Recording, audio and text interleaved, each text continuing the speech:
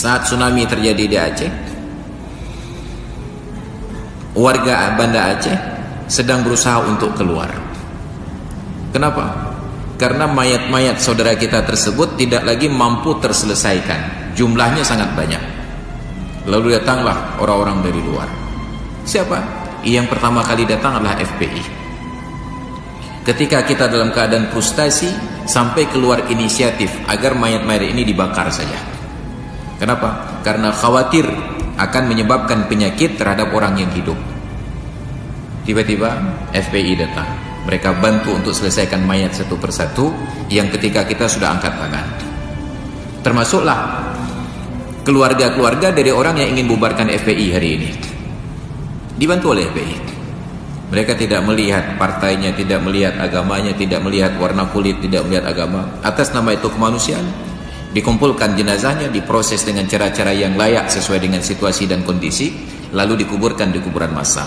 Ketika saran dari para pemimpin negeri ini adalah mayat itu dibakar.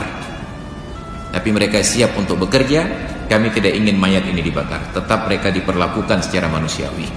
Jadi kita tidak ingat sejarah tersebut. Mereka datang saat kita frustasi, ketika bau mayat-mayat saudara kita tersebut sudah mulai mengganggu kenyamanan hidup, kita ingin selamat, lalu mulai mencari jalan keluar. Mereka datang untuk membantu. Ilme tanyo benar, amai tanyo benar, kure tanyo benar, ngak selamat dunia akhirat. Ilme tanyo benar, amai tanyo benar, kure tanyo benar, ngak selamat dunia akhirat.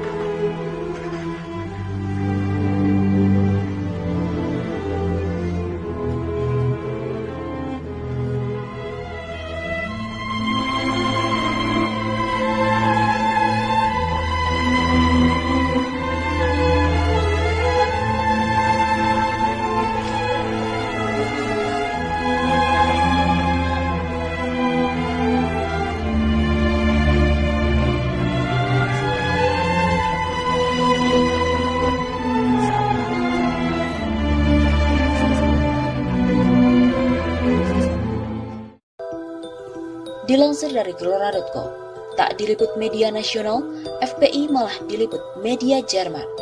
Kiprah FPI atau Front Pembela Islam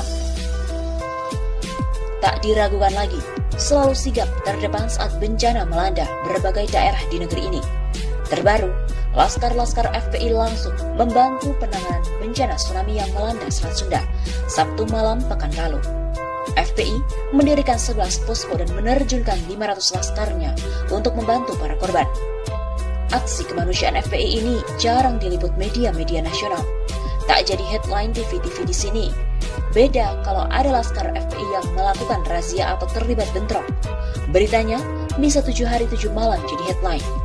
Namun ternyata justru media luar negeri yang meliput kiprah kemanusiaan FPI.